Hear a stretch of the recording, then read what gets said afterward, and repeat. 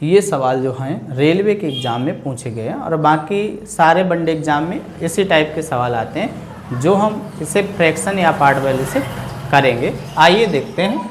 यहाँ दिया गया है 10% लाभ को मिलाकर किसी वस्तु का विक्रय मूल्य 440 था, ये विक्रय मूल्य था, और 370 में वस्तु को बेचने पर कितने प्रतिशत की हानि होगी। देखो 10% का यहाँ क्या हो रहा है लाभ, तो देखो 10% की फ्रैक्शन वैल्यू होती है 1/10, 1/10। अब ये 10 वाली वस्तु लाभ पे बेचेगी तो 10 से 11, और 11 बराबर हमें दिया गया 440। ये देखो कितने गुना है, 11 चौक 44, ये 40 गुना। इसको भी हम यहाँ पे 40 गुना करेंगे तो ये होगा हमारा 400। अब एक वस्तु है 400 रुपये की और वो कितने की बेची जा रही, 370 की, 370 की बेची जा रही है, तो हमें हानि हो रही है, और हानि हो रही कितने की, 30 की। तो लिखेंगे 30 बट्टे हानि हमेशा कहाँ से होती है, हानि हो या लाभ हो हमेशा क्रय मूल्य से होगा, और ये इसका क्रय मूल्य है 400 रुपये।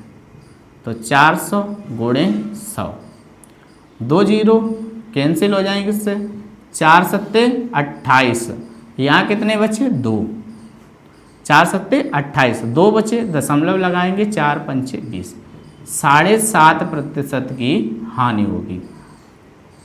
इसी टाइप का दूसरा सवाल है। एक पुस्तक को 15% लाभ पर 230 में बेचा, इसे 210 में बेचने पर होने वाला प्रतिशत लाभ या हानि ज्ञात कीजिए।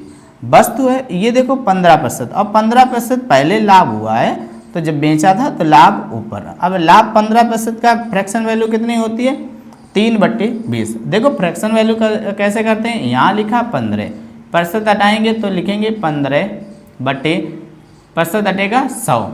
अब इसे 5 से काटो, 5 3 15, 5 दूनी 10, तो ये कितनी होती है 3/20।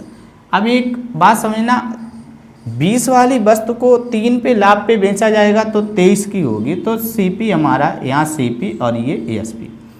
20 वाली वस्तु को 23 में बेचा जा रहा है, और 23 में जो बेचा जा रहा है वो हमें दिया गया है 230, तो ये यहाँ पे 230 कितने गुना है, 10 गुना।